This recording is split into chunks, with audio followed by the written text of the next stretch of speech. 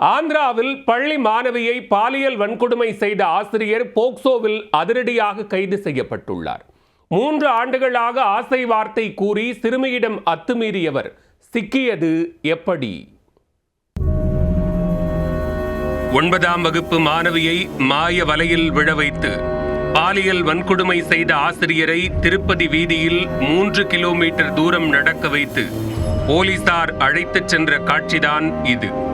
கைது செய்யப்பட்ட ஆசிரியருக்கு சிறையில் தக்க பாடம் புகட்டப்படுமா? ஆந்திர மாநிலம் திருப்பதியைச் சேர்ந்தவர் ஜலபதி. இவர் அங்குள்ள தனியார் பள்ளி ஒன்றில் சமூக அறிவியல் பாட ஆசிரியராக பணியாற்றி வருகிறார். அதே பள்ளியில் 3 ஆண்டுகளுக்கு முன்பு 9ஆம் வகுப்பில் மாணவி ஒருவர் சேர்ந்துள்ளார். அந்த மாணவியிடம் ஆசிரியர் ஜலபதி ஆசை வார்த்தை கூறி அத்துமீறியுள்ளார். தொடர்ந்து தனது மாய வலையில் விழ வைத்த ஆசிரியர் சொல் பேச்சை கேட்கும் வகையில் மாணவியின் மனநிலையில் மாற்றத்தை ஏற்படுத்தியுள்ளார். பின்னர் தொடர்ந்து பலமுறை மாணவியை தனிமையில் அழைத்து பாலியல் வன்கொடுமை செய்ததாக கூறப்படுகிறது. கடந்த 3 ஆண்டுகளாக இந்த கொடுமை தொடர்ந்துள்ளது. இதனால் மாணவியின் உடல்நிலை மற்றும் நடவடிக்கையில் மாற்றம் ஏற்பட்டுள்ளது. அதை கண்ட மாணவியின் தாயார் அவரிடம் விசாரித்துள்ளார்.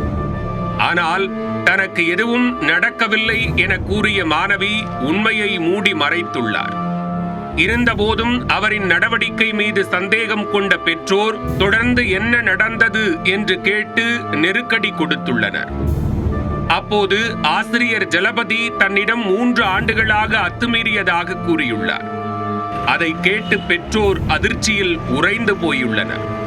உடனே பாதிக்கப்பட்ட மாணவியின் தாயார் திருப்பதி கிழக்கு காவல் நிலையத்தில் புகார் அளித்துள்ளார். அதன் அடிப்படையில் போக்சோ சட்டத்தின் கீழ் வழக்கு பதிவு செய்த போலீசார் ஆசிரியர் ஜலபதியை அதிரடியாக கைது செய்தனர். பின்னர் நீதிமன்றத்தில் ஆஜர்படுத்துவதற்காக திருப்பதி நகர வீதிகள் வழியாக 3 கிலோமீட்டர் தொலைவிற்கு ஆசிரியரை நடந்தே அழைத்துச் சென்றனர். நீதிமன்றத்தில் ஆஜர்படுத்தியதும் ஆசிரியர் ஜலபதியை 15 நாட்கள் நீதிமன்ற காவலில் வைக்க நீதிபதி உத்தரவு பிறப்பித்தார்.